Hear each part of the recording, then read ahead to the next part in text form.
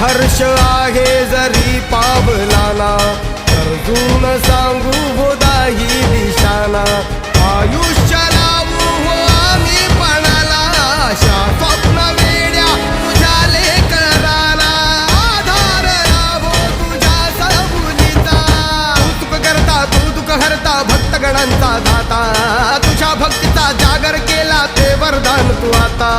रूप निरखता भान हरपले सुंदर मंगल मूर्ती, नसा नसातून उधाणलेली आनंदाची भरती.